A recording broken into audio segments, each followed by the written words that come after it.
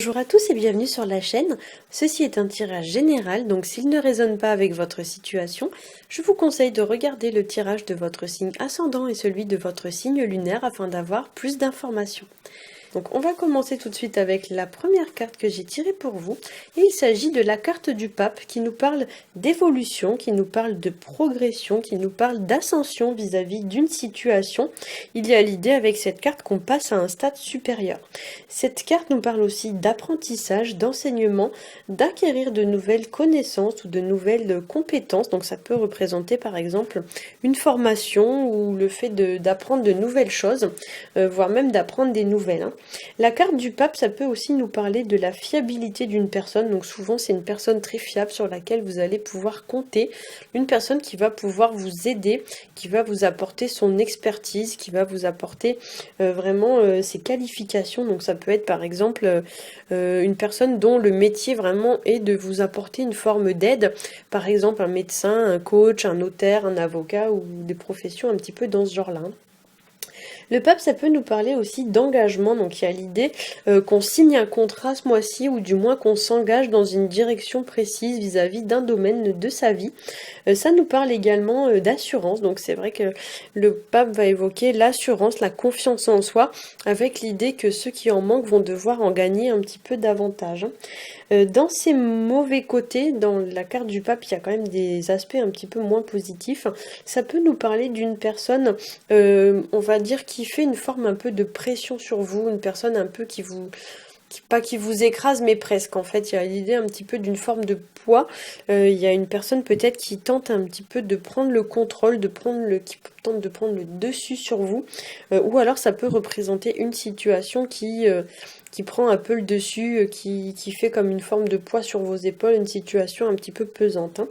Pour certains aussi, ça peut nous parler au contraire d'une personne qui est complètement soumise en fait, qui vraiment a du mal à s'affirmer en fait, qui a du mal à s'imposer et qui va devoir justement apprendre un petit peu à se remettre dans le bon niveau, enfin je sais pas comment dire ça, mais en fait ce qui est assez étonnant dans les deux premières cartes, ici on a une construction des cartes qui sont pyramidales, donc on a vraiment une construction en triangle dans ces deux cartes là, donc c'est vrai que pour certains ça peut nous parler d'évolution, mais parfois la forme pyramidale ça peut nous parler d'une forme de poids, de quelque chose un petit peu qui nous écrase, qui nous oppresse.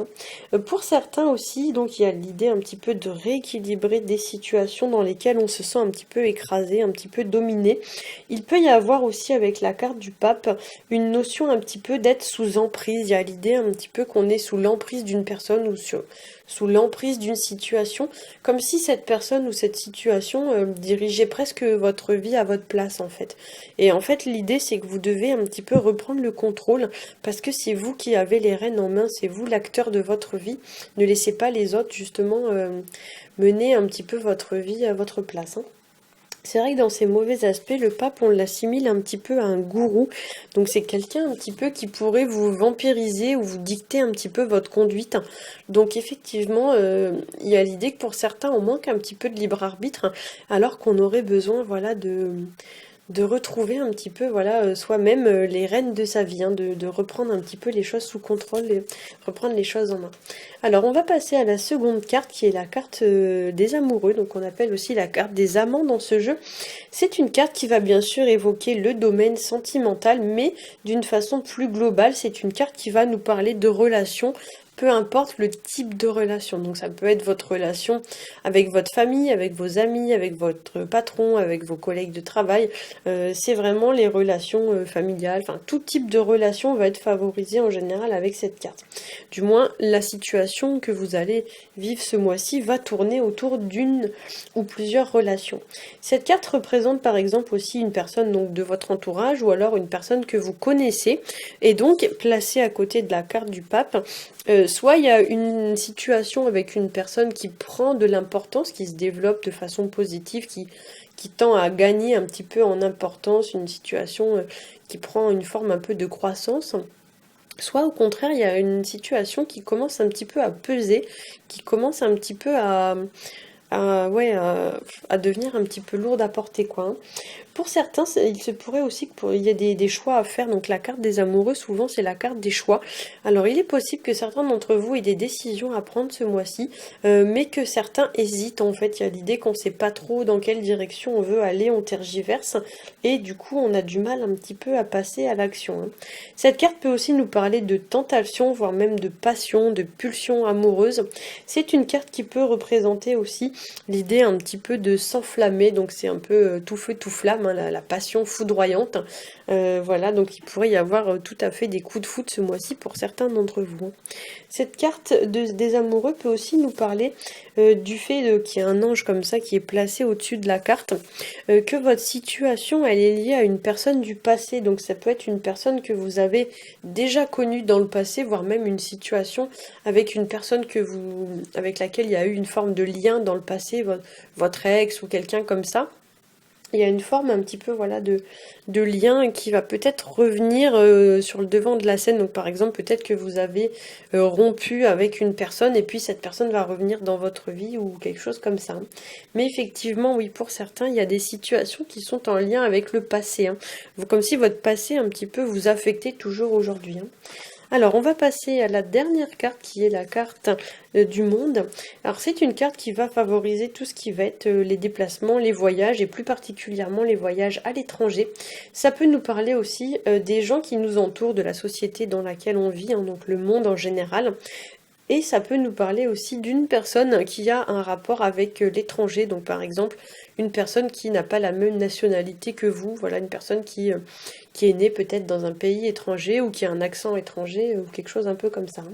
Cette carte vous invite un petit peu à trouver votre juste place dans le monde, à ne pas tenir compte forcément du regard des autres. Ne tenez pas compte du quand dira-t-on et ne tenez pas compte de ce que les gens disent sur vous. L'idée c'est que vous devez vraiment trouver votre juste place et vous assumer vraiment tel que vous êtes, hein. Et puis si les gens parlent sur vous, bah tant pis, hein, c'est pas quelque chose qui doit vous préoccuper, hein. Le monde, ça peut aussi nous parler des gens qui sont un petit peu dans leur monde ou qui sont un petit peu dans leur bulle. Pour certains, il pourrait y avoir une personne qui se replie un peu sur elle-même, qui se retranche un petit peu, voire même une personne qui se met un peu à l'abri d'une situation, comme si cette personne avait érigé une espèce de muraille de protection autour d'elle, ce qui fait qu'elle est difficilement accessible, hein. Donc effectivement, pour certains, oui, il y a une forme un petit peu de... Pour moi, quand je vois la carte du monde, je vois quand même une forme un petit peu de situation hermétique. Vous voyez, il y a des choses qui ont du mal un petit peu à passer, on est un petit peu enfermé dans sa bulle. Et c'est vrai que pour certains, peut-être, il faudrait gagner un petit peu en ouverture d'esprit et s'ouvrir davantage aux autres, hein. Il peut aussi y avoir avec la carte du monde l'idée de se mettre à nu face à une personne ou à une situation, de s'exposer. En fait, on n'est peut-être pas assez exposé, on se dévoile pas assez. Ça peut nous parler aussi d'une notion un peu de gestation avec la carte du monde. Souvent, il faut la voir un petit peu comme un embryon en fait dans un utérus. Donc pour certains, il y a des choses qui se préparent, il y a des choses qui sont en train de naître, qui sont en train de pousser, qui sont en train de germer peut-être dans votre tête, des choses sur lesquelles vous travaillez et qui vont venir voir le jour dans les mois ou dans les semaines qui viennent. Pour certains aussi, ça pourrait même nous parler d'une forme de naissance ou d'une forme de renaissance. À noter quand même avec la carte du monde, on est sur la dernière carte du jeu. Donc c'est vrai que pour certains d'entre vous, puisqu'on est sur la dernière carte du jeu, on pourrait arriver au terme d'une situation, ou du moins on pourrait fermer une page de sa vie pour ouvrir une nouvelle page, comme si on était arrivé à la fin d'une situation. On pourrait aussi avoir atteint un objectif ou atteint un but qu'on s'était fixé. Du coup, c'est vrai qu'il y a une notion un petit peu de réussite qui émane de la carte, une notion un peu de succès. Donc c'est vrai que pour certains, oui, vous avez fait des efforts et du coup vous récoltez un petit peu les fruits de ces efforts ce mois-ci, hein. Voilà, j'espère que ce tirage aura pu vous aiguiller. Si c'est le cas, n'hésitez pas à liker, à partager et à vous abonner. À bientôt!